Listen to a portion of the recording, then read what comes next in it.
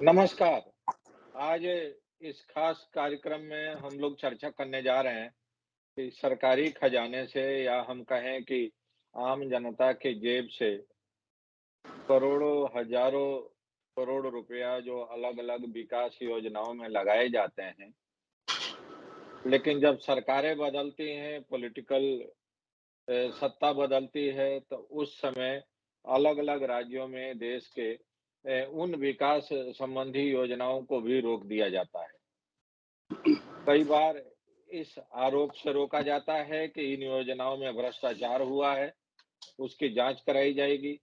कई बार इसलिए रोका जाता है कि जो पिछली सरकारें रही हैं, वो वैचारिक तौर पर या पॉलिटिकल एजेंडा के तौर पर उनका सोच, उनकी कार्यशैली अलग रही है और जो पार्टी सत्ता में आती है या पिछली सरकार को रिप्लेस करती है, उसकी सोच, उसकी जो विचारधारा है, वो अलग रहती है। तो आज मैं इन्हीं विषयों पर विस्तार से समझने की कोशिश करूंगा और हमारे खास मेहमान हैं श्री विजय शंकर पांडे जी। विजय शंकर पांडे जी देश के वरिष्ठतम आईएएस अधिकारियों में एक हैं और वे उत्तर प्रदेश में भी कई महत्वपूर्ण पदों पर रहे हैं। भारत सरकार में कई विभागों के सचिव रहे हैं। तो मैं उन्हीं से जानने की कोशिश करूंगा कि आखिर क्या वजह है कि जब विकास संबंधी योजनाओं को भी राजनैतिक वेदी पर चढ़ा दिया जाता है और उन योजनाओं में आम जनता का करोड़ों रुपया लगा होता है, सरकारी खजाने से उस खर्च हुआ रहता है। पांडे जी, बहुत-बहुत स्वागत है आपका। सबसे पहले तो मैं यही समझना चाह रहा हूँ कि क्या विकास संबंधी कार्यों को भी राजनीति से जोड़ के देखा जाना चाहिए? आप देखिए मिश्रा जी, हमारे देश में ये प्रथा बहुत वर्षों से चली आ रही है कि हर चीज़ में राजनीति ढूँढी जाती है और हर चीज़ में राजनीति की जाती है। वो विकास में भी शामिल हो गई है कि ये एक सरकार ने कराया है तो दूसरी सरकार को अच्छा नहीं लगता। जो सरकार गई उसने कुछ कराया तो जो आई उसने उसको बदलने की कोशिश की। क्योंकि राजनीति से इतर देश की समस्याओं पर, देश के हित में, जनता के हित में कुछ भी करने की जो इच्छा है, वो हमारी राजनीतिक तंत्र ने खो दी है। ये आप वर्षों से पाएँगे। मैंने पिछले 35-38 साल जो भी सेवा मैंने की, उसमें मैंने पाया कि जब भी कोई सरकार नई आती है, तो पुरानी सरकार की कमियों को उजागर करने में लग जाती है। देखिए, अगर कोई भी भ्रष्टाचार करता है, अनियमित कार्य करता है, तो सरकारों किसी भी सरकार का दायित्व है कि उस भ्रष्टाचार के मामले को उजागर करे और जो भी लोग दोषी उसको दंडित करे। लेकिन जैसा आपने जो प्रश्न उठाया कि जिन भी परियोजनाओं में हज़ारों करोड़ रुपए, सैकड़ों करोड़ रुपए जनता के लगे हैं, टैक्स पेयर का लगा है, उसको बिना पूरा किए उसको भ्रष्टाचार हुआ है इसके नाम पर रोके रखना बिल्कुल सही बात नहीं है। और होना ये चाहिए कि जो भ्रष्टाचार हुआ है उसको तो आप दंडित करें, उनसे वसूली करें, लेकिन जो जिसमें सैकड़ों हज़ारों करोड़ रुपए लग गए हैं, कम से कम उसको तो आप आगे बढ़ने दें, क्योंकि वो आपका पैसा नहीं है, ना पिछली सरकार की जेब से आया पैसा है। वो तो टैक्स पेयर का पैसा था। उस पैसे का जो भी सदुपयोग हो सकता है, उस सदुपयोग को करने में कोई कोताही नहीं बरतनी चाहिए, क्योंकि दुर्भाग्य ये है कि हमारे देश में ये प्रथा वर्षों से चली आ रही है। सर, हम दुनिया के बाकी मुल्कों में भी देखते हैं कि एक सरकार जाती है, दूसरे पार्टी की सरकार आती है, लेकिन कुछ ऐसे सेक्टर होते हैं, जिनमें कि राजनीति से अलग रख के उन सेक्टर्स में काम चलता रहता है और गवर्नेंस में और एडमिनिस्ट्रेशन में कंटिन्यूटी रहती है। क्या उस तरह का मॉडल हमारे देश में संभव नहीं है? देखिए मिश्रा जी, होना तो वही चाहिए जो आप कह रहे हैं। हम अकेले लोकतंत्र नहीं हैं। हमारे 50 कम से कम देश ऐसे हैं जो लोकतंत्र की व्यवस्था को लागू किए हुए हैं। सरकारें वहाँ पे भी 4-5 साल में जो भी उनकी निर्धारित अवधि उसके बाद बदलती रहती है। लेकिन कहीं पर भी आप वो ड्रामा, तो वो नाटक नहीं देखेंगे जो यहाँ देखते हैं। लेकिन दुर्भाग्य, मैं अगर स्पष्ट रूप से कहूँ, समस्या ये है कि हमारे देश की राजनीति एकदम विकृत हो चुकी है। जो काले धन के उस पर बूते पे खड़ी हुई है। आप देखिए जो भी राजनीति है वो उसमें पैसे का इतना वर्चस्व बढ़ चुका है, उसके साथ जाति और धर्म का, कि कोई भी निर्णय आप या कोई भी राजनीतिक दल इसके इतर लेता ही नहीं है। और जैसे ही आप पैसे का वर्चस्व बढ़ाएंगे तो पैसा कहाँ से आएगा? पैसा टैक्स पेयर के पैसे जेब से ही आ रहा है, क्योंकि इनके पास कोई खजाना तो है नहीं। ये सब सामान्य राजनीति में आने वाले लोग सामान्य परिवारों के लोग रहे हैं। ये पैसा सारा टैक्स पेयर का जो पैसा इकट्ठा है उसी में से चोरी करके लाया जाता है। वो चोरी बिना विकास कार्य के नाम पर काम पैदा किए हुए उसमें चोरी किए बिना आएगा नहीं। इसीलिए सारे विकास कार्य जो यहाँ पर होते हैं वो बनते बिगड़ते रहते हैं। उसके पीछे की नीयत यही है, क्योंकि पैसा हमारे सभी राजनीतिक दल उन्हीं सड़कों के निर्माण से, पुल के निर्माण से, बांधों के निर्माण से, भवनों के निर्माण से, सजावट के नाम पर ये पैसा निकालते हैं। अगर ये खर्च न करें तो कमीशन कहाँ से आएगा? इसलिए विकास कार्य में लगाते हैं। उसके बाद फिर उसके जब दूसरी एक पार्टी की सरकार उसमें से कुछ पैसा निकाल लेती है तो दूसरा आता है, उसको पता तो है कि ये चोरी की गई है, तो उसमें जांच के नाम पर कार्रवाई करने की बात कही जाती है। बहुत अच्छी बात है। मैं तो हमेशा कहता हूँ कि अगर किसी ने भी चोरी की है, किसी ने भी भ्रष्टाचार किया है, किसी ने भी धन उगाही की है, उसके खिलाफ सख्त कार्रवाई करिए। लेकिन जो पैसा लग गया है, जिस आप पाएंगे बहुत सी परियोजनाएं 80%, 60%, 70% धन अपना खर्च कर चुकी है, लेकिन वो बिना किसी उपयोग के खड़ी हुई है। और ऐसे जो जब आप किसी विकास कार्य में किसी लंबा धनराशि लग गई हो, उसके बाद उसको पूर्ण न होने दें, तो जो भी पैसा लगा था कुछ वर्षों बाद वो व्यर्थ होने लगता है, क्योंकि उसमें गिरावट आने लगती है इसकी क्वालिटी में। फिर आगे अगर उसको पूर्ण भी करना चाहें तो आपको बहुत दिक्कत होगी।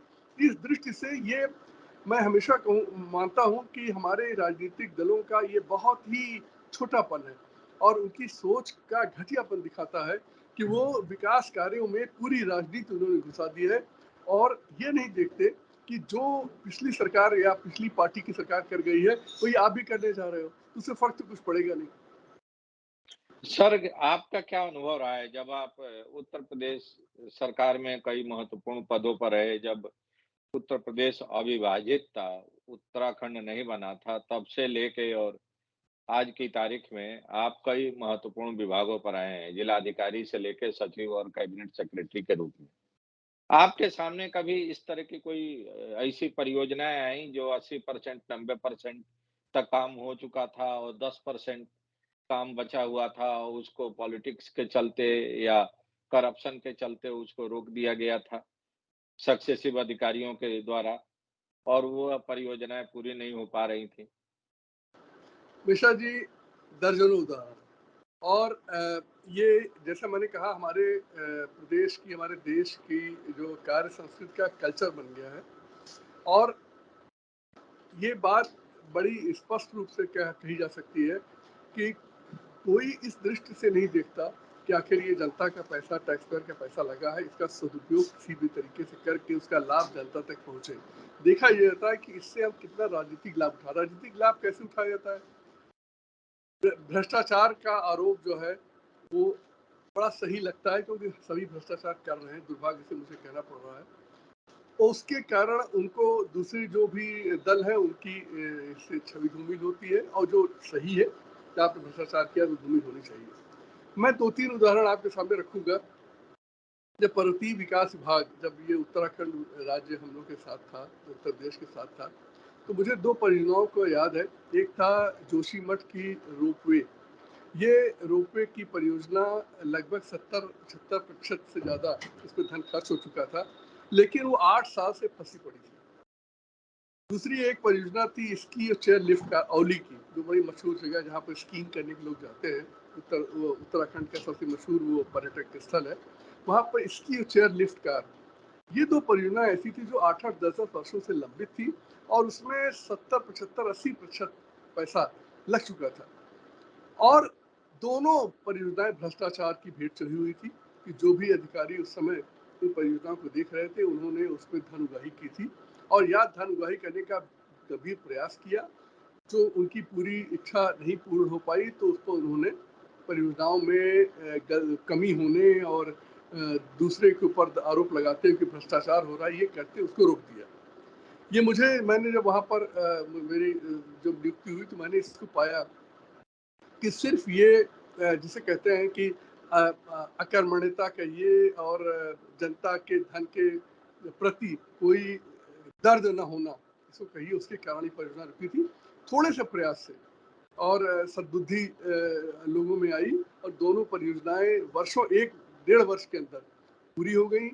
कोई धन अतिरिक्त नहीं देना पड़ा और ये आज पूरे प्रदेश की जनता की सेवा कर रही है। मैं इस तरह की आपको दर्जनों उदाहरण दे सकता हूँ, उसकी देने की यहाँ आवश्यकता नहीं है। सिर्फ ये कहना काफ़ी है कि जब सरकारें बदलती हैं, तो जो सरकार नई आई उसको सोचना चाहिए, ये पैसा पुरानी सरकार के जेब से नहीं आया था, उसके नेता की जेब से नहीं आया था, ये टैक्स पेयर का, आम जनता का पैसा है, इसलिए इसका सदुपयोग सुनिश्चित करना उसकी प्राथमिक जिम्मेदारी है। हाँ, भ्रष्टाचार के मामले पे कोई समझौता नहीं होना चाहिए। मैं तो हमेशा कहूँगा कि जहाँ कहीं भी भ्रष्टाचार की थोड़ी बू भी आती हो, वहाँ भी जाँच बैठाकर तुरंत करना चाहिए। लेकिन मिश्रा जी, दिक्कत वही, जैसा मैंने पहले कहा, कि जब सभी राजनीतिक दल काले धन पर अवलंबित हो जाएं और काला धन से भ्रष्टाचार से आता है, तो भ्रष्टाचार में कार्रवाई कौन करे? इसलिए ये जो भी कार्रवाइयाँ हैं, वह मात्र राजनीतिक लाभ उठाने के उद्देश्य से की जाती हैं, इसका जनहित से कोई लेना-देना नहीं रहता है। सर, एक और उदाहरण है, आपको याद होगा कि उत्तर प्रदेश में एक के बाद एक 2 दलों की सरकारें बनती रहीं बीजेपी के सत्ता में आने के पहले। और एक सरकार के भ्रष्टाचार की जाँच जब दूसरी सरकार आती थी, तो वो शुरू करती थी। जाँच कमेटी बनती थी, हर तरह के हथकंडे अपनाए जाते थे, लेकिन फाइनल लॉजिकल एंड तक पहुँचते-पहुँचते पता चलता था कि वो सारी जाँच ठंडे बस्ते में रख दी गई और जो अधिकारी उन भ्रष्टाचार के लिए ज़िम्मेदार होते थे, उनको या तो चुपके से क्लीन चिट दे दिया जाता था, नहीं तो उनको रिटायर करके और उनका सारा फंड और ग्रेच्युटी रिलीज़ करके, उनको उत्तर प्रदेश से बाहर जाने की अनुमति दे दी जाती थी। कार्रवाई के नाम पर जो जूनियर लेवल के अधिकारी होते थे, क्लर्क, जूनियर इंजीनियर, जेई, एई, इस लेवल के अधिकारियों के विरुद्ध थोड़ी बहुत कार्रवाई करके और खानापुरी कर दी जाती थी। दूसरा उदाहरण और आपने अभी एक चर्चा की थी कि किस तरह से प्रोजेक्ट की कास्ट बढ़ाकर और उसमें घूसखोरी होती रही है सरकारी परियोजनाओं में। देश के अलग-अलग राज्यों में भी प्रैक्टिस है और उत्तर प्रदेश में भी एक बार नहीं कई बार देखने को मिली है कि जो सड़क या जो बिल्डिंग ₹10 में बन सकती है, उसका कास्ट बढ़ा के ₹1000 कर दिया जाता है और बाद में उसमें से ऊपरी जो रकम है, वो आपस में बाँट लिया जाता है। और जो वास्तविक उसकी जो कंस्ट्रक्शन कॉस्ट है, वो ₹10 ही होता है। मैक्सिमम जो एजेंसियों की जो डीपीआर रिपोर्ट होती है, उसके आधार पर। आपने भी उत्तर प्रदेश में रहते हुए इस तरह की कई जो परियोजनाएँ रहीं पिछली सरकारों की, उसकी जाँच की थी, उसमें कार्रवाई रिकमेंड की थी। तो उसमें कई बार ये सहारा लिया जाता है कि टेक्निकल कमेटी से उसका इवैल्यूएशन करा लिया गया है। टेक्निकल कमेटी से उसकी जो कॉस्टिंग है वो निकलवा ली गई है और टेक्निकल कमेटी ने भी उसको सही पाया है। इस पे आपका क्या अनुभव है? इसमें कितनी सच्चाई रहती है, कितना मैनिपुलेशन रहता है? देखिए वाशिम जी, आपने बहुत बड़ा महत्वपूर्ण प्रश्न उठाया है। ये भ्रष्टाचार का, जिसे कहते हैं, ये स्रोत है, मुख्य स्रोत है कि जो भी परियोजनाएं हैं उनका दाम बढ़ा दीजिए और उसके बाद उन्हें पूर्ण करके वो जो बढ़ा हुआ दाम है उसका लूट को में बढ़ जाए। जितनी, देखिए, हाल में ही सीएजी ने, कंट्रोलर एंड ऑडिटर जनरल ने एक अपनी ऑडिट रिपोर्ट प्रस्तुत की है national highway authority of India के जो निर्माण कार्य हुए थे उनके बारे में। उनका जनरल ऑब्जर्वेशन ये है कि इसमें काफ़ी ज़्यादा पैसे का दुरुपयोग हुआ है, क्योंकि जो सड़कें एक दाम पर बननी चाहिए थी उनसे कई प्रतिशत बढ़ाकर उस पर खर्च हो गया। ये प्रथा हमारे पूरे देश में, हमारे प्रदेश में वर्षों से चल रही है। मैंने इस इशू को बड़ी गंभीरता से देखा और ये पाया कि इसमें भ्रष्टाचार इतना ज़्यादा हो रहा है कि जिसके कारण हमारी जो प्रगति है और हमारी जो राजनीति है वो सब गड़बड़ हो गई है, मिल गई है आपस में। मैं एक उदाहरण दूँ, आगरा से लखनऊ का एक्सप्रेसवे जो बना, उसकी मूल जो आप देखें, अगर आप इस पर सर्च करें तो उसकी जो मूल लागत 300 किलोमीटर का ये वो था, एक्सप्रेसवे था, उसकी मूल लागत 5,500 या 6,000 करोड़ के आसपास दिखाई गई थी। वो आपको वेबसाइट पे मिल जाएगी, इसमें कोई मैं नया तथ्य नहीं बता रहा हूँ। और ये परियोजना जब पूर्ण हुई तो उस पर 18,000 करोड़ के आसपास खर्च हो गया, जहाँ तक मुझे जानकारी, जो मैंने वेबसाइट से पढ़ा। और इनके जो जो इस राजमार्ग की एक वेबसाइट भी बनी थी खुद भी, उस पर भी ये डिटेल मिल जाते हैं, किसी को भी मिल जाएंगे जो भी देखना चाहे। अब आप ये बताइए कि 2-2.5 साल के अंदर किसी परियोजना का दाम 3 गुना कैसे बढ़ सकता है। इसी तरीके से यमुना एक्सप्रेसवे जब बना था, उस पर जो धनराशि खर्च हुई थी, वो सामान्यतः जो धनराशि खर्च होनी चाहिए उसका भी इसी तरह से 3-4 गुना पैसा उस पर लगा। आज जो सीएजी की रिपोर्ट आई है वही बात कह रही है, कुछ भी उससे नया नहीं कहा है। मैं तो कहूँगा कि उन्होंने उसको बहुत हल्का कहा है। ये गंभीरता इस मामले में और ज़्यादा है और इसमें लूटखोरी और ज़्यादा हुई है। मिश्रा जी, दिक्कत वही है, जो एक पुरानी कहावत है, जब बाढ़ ही खेत को खाने लगे तो खेत को बचाएगा कौन। जब राजनीतिक नेतृत्व, प्रशासनिक नेतृत्व सब शामिल हो जाएं इस लूट के खेल में, तो आखिर जांच करेगा कौन। मैंने कई बार, मुझे अपने जीवन, अपने सर्विस के काल में कई मौके मिले जब मुझे इस तरह के जैसे कहते घपलों की, इस तरह की स्कैंडल की जांच करने का अवसर मिला।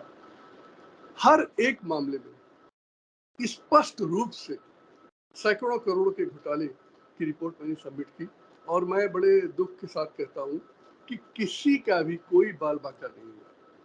अभी आप हाल में देख लीजिए कि सीबीआई इंक्वायरी हो रही है जो गोमती के तट के उसकी, आप जानते गोमती होंगे, रिवर फ्रंट की। हाँ। Gomti river front. जब बीजेपी सरकार आई तो उससे बड़ा हंगामा किया कि साहब ये तो बड़ा भ्रष्टाचार हुआ। गोमती रिवर फ्रंट की जांच चल रही है, हमारे ख्याल से 5-6 साल तो हो चुका होगा उसको हाँ, चलते। 7 साल होने जा रहा है, 7 साल। 10 साल होने जा रहा है, कुछ भी कोई फर्क नहीं पड़ता और इसी तरह चलेगा। इसी तरीके से आपको याद होगा चीनी मिलों के बेचने का घोटाला, सीमेंट फैक्ट्रियों के बेचने का घोटाला। विश्वास मानिए मिश्रा जी, ये सब सैकड़ों हजारों करोड़ रुपए के घोटाले हैं। सीबीआई जैसी एजेंसी लगी हुई है, लेकिन कोई भी व्यक्ति आज तक दंडित नहीं हुआ। हाँ, छोट भाइयों के खिलाफ, मतलब प्रमुख सचिव, सचिव के खिलाफ। देखिए, ये स्कैंडल राजनीतिक सत्ता द्वारा किए जाते हैं, कैबिनेट में ये निर्णय लिए जाते हैं, इसलिए इसमें किसी भी अधिकारी शामिल है। जितने अधिकारियों ने मिश्रा जी उस चीनी मिलों के बेचने में दस्तखत के कमेटियों में दस्तखत की, सब जिम्मेदार हैं, सब भ्रष्ट हैं। जितने भी अधिकारियों ने सीमेंट की जो हमारी डाला और चुर्क और चुनार, ये सब जो फैक्ट्रियां जिनको बेचने के कागजात पे दस्तखत किया, सब भ्रष्ट हैं, भ्रष्टाचार में शामिल हैं। लेकिन सीबीआई इंक्वायरी होने के बाद भी, प्रशासनिक इंक्वायरी होने के बाद भी आज तक किसी भी राजनीतिक सत्ता में बैठे लोग या वरिष्ठ प्रशासनिक लोग बैठे लोगों के खिलाफ कुछ भी नहीं हो पाया। ये इसलिए है क्योंकि इस घपले में सब शामिल है। और होता यही है कि जब एक सरकार बदलती है तो उसको राजनीतिक लाभ लेने के लिए, दूसरे को भ्रष्ट सिद्ध करने के लिए ये जांच करनी पड़ती है। लेकिन चूंकि वो जानते हैं वो स्वयं भी यही कर रहे हैं, इसलिए एक सीमा तक जाके रुक जाते हैं, फिर वो दोस्ती हो जाती है। क्यों? क्योंकि यहाँ इस प्रदेश में, देश में पता नहीं कि कब कौन सत्ता में बैठ जाए, तो वो भी वही करने लगेगा। इसलिए मेरा जो मानना है, मेरा जो सीमित सा अनुभव कहें आप, वो ये है कि यहाँ पर ये गठजोड़ है। तुम मेरे भ्रष्टाचार पर चिल्ला लो लेकिन कुछ करना मत, मैं तुम्हारे भ्रष्टाचार पर हंगामा करूंगा, कुछ करूंगा नहीं। इसलिए चिंता मत करो, तुम भी लूटो, हम भी लूटे, और राजनीति चलती रहे, क्योंकि राजनीति बिना हजारों करोड़ रुपए, लाखों करोड़ रुपए के बिना होती नहीं। जिस तरह का धन व्यय हो रहा है राजनीति करने पर, आप भी सुनते होंगे कि एमपी एमएलए के इलेक्शन में अब शायद करोड़ों रुपए लगते हैं, कई करोड़ लगते हैं। आप पत्रकार है, वरिष्ठ पत्रकार है, आपसे ज़्यादा मैं नहीं जानता हूँ कि राजनीति में कितना पैसा आजकल लग रहा है। आप ये सोचिए कि ये आएगा कहाँ से? ये पैसा कहाँ से आ रहा है? ये लोग जो लोग आज राजनीति में हैं, ये कोई ना तो फैक्ट्री चलाते हैं, ना कोई उद्योगपति हैं, ना इनके कोई बड़े व्यापार है और पैसा खर्च करने के लिए पचासों करोड़ रुपए, सैकड़ों करोड़ रुपए खर्च हो जाते हैं। तो अंत में ये पब्लिक का पैसा सिर्फ उठ रहा है और हमारे देश में दिक्कत ये है कि हमारी पब्लिक को गैर कम पढ़ी लिखी उसको बनाकर और जाति धर्म में फंसा दिया गया है। अब लोग जाति धर्म पे दे रहे हैं बेईमानी, मतलब जिसे कहते हैं निष्ठा, ईमानदारी, किसी राजनीतिक कैंपेन का वो नहीं बन, सिर्फ जुमला बनता है। जैसे कहा जा रहा है जुमला है कि हम भ्रष्टाचार से लड़ेंगे। अरे भाई, भ्रष्टाचार से आप क्या लड़ोगे? आपके सामने साई सत्ता है। हम भ्रष्टाचार में जनता का सहयोग चाहते हैं, जनता क्या सहयोग करे? आपको सत्ता तो बैठा दिया, सत्ता आपके पास सारी शक्तियां और आप कहते जनता सहयोग करे। मैंने एक प्रधानमंत्री थे 10 साल रह चुके, वो कहते रहे जनता भ्रष्टाचार के खिलाफ लड़ी, आगे आए। अरे साहब, आप 10 साल से प्रधानमंत्री हो, आप तो कुछ करते नहीं हो। कहते हो जनता सड़कों पे उतरे, भ्रष्टाचार के खिलाफ लड़े, आप चुपचाप कुर्सी का मजा काटिए और जनता भ्रष्टाचार के खिलाफ लड़े। भ्रष्टाचार आप ही कर रहे हैं और आप ही कहते हैं जनता भ्रष्टाचार के खिलाफ लड़ो। ये मजाक हमारे देश में 50 साल से चल रहा है। और मिश्रा जी, मुझे ये कहने में कोई संकोच नहीं, सब इसमें शामिल है, सबको पता। अभी आपने हाल में सुना होगा कि कोयला घोटाले में जो कोल स्कैम हुआ था, उसमें एक जो अधिकारी थे सचिव स्तर के, वो सजा फिर पा गए। आप ये सोचिए उसमें कोल मिनिस्टर कौन था? कोल मिनिस्टर के खिलाफ कुछ नहीं हुआ। क्यों? हमारे देश में ये प्रथा, राजनीति को मत छूना, ये सब छुटभइये हैं। इसीलिए मैं हम छुटभइयों से हमेशा कहता हूँ, कहता है क्यों बेवकूफी करते हो, क्यों इन नेताओं के कहने पे करते हो? ये तो बच के निकल लेगा, तुम्हारा क्या होगा? इसीलिए जो कुछ भी दुर्भाग्य से फंस गए, वो त्रासदी इसकी झेल रहे। और विशा जी, ये भी विश्वास मानिए कि जो नहीं भी जेल जा गया अभी तक भ्रष्ट, वो सो नहीं पाता, क्योंकि उसे पता है कि कब स्थितियां बदलेंगी, कब राजनीति बदलेगी, कब कौन आएगा, कब जांच बैठा देगा। और जांच की त्रासदी बहुत होती है। तो जो जिन लोगों के खिलाफ जांच चल रही है वो जानते होंगे अच्छी तरीके से भ्रष्टाचार की, कि वो फिर ठीक से सो नहीं पाते। इसलिए मेरा तो ये कहना है कि भाई, जो भी लोग व्यवस्था में अभी भी बैठे हैं, उन्हें इस तरह की कोई काली करतूत किसी के कहने पर नहीं करनी चाहिए। उन्हें इसके खिलाफ तुरंत संघर्ष करना चाहिए, मना करना चाहिए। आपकी सिर्फ कुर्सी जाएगी बस, आपका सिर्फ ट्रांसफर होगा, आपको तो और कुछ नहीं होगा। लेकिन अगर आप इस घपले में शामिल हो गए, तो आपका जीवन नर्क हो जाएगा। और वैसा जी, आपने जो प्रश्न उठाया वो बिल्कुल एकदम सही है कि हमारे राज्य में, हमारे देश में ये सड़क निर्माण या भवन निर्माण या अन्य विकास कार्यों के निर्माण में भीषण भ्रष्टाचार हो रहा है और इस पर किसी के खिलाफ कोई भी ठोस कार्रवाई कभी आज तक नहीं हो पाई, कम से कम मेरे संज्ञान में तो नहीं। बहुत बहुत धन्यवाद इतनी महत्वपूर्ण जानकारी साझा करने के लिए। और अगली बार हम आपसे चर्चा करेंगे आपकी किताबों के बारे में, जो भ्रष्टाचार के बारे में, अपने प्रशासनिक अनुभव के बारे में आपने लिखी है।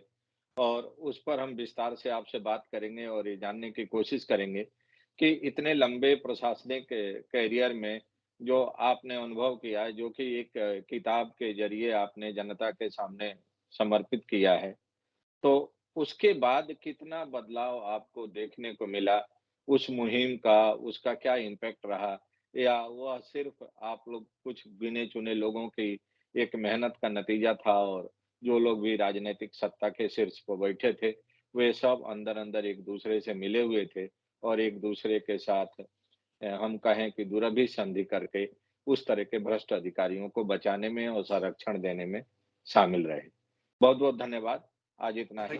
फिर हम किसी दूसरे विषय को लेके आपसे जुड़ेंगे और चर्चा को आगे बढ़ाएँगे। नमस्कार। धन्यवाद।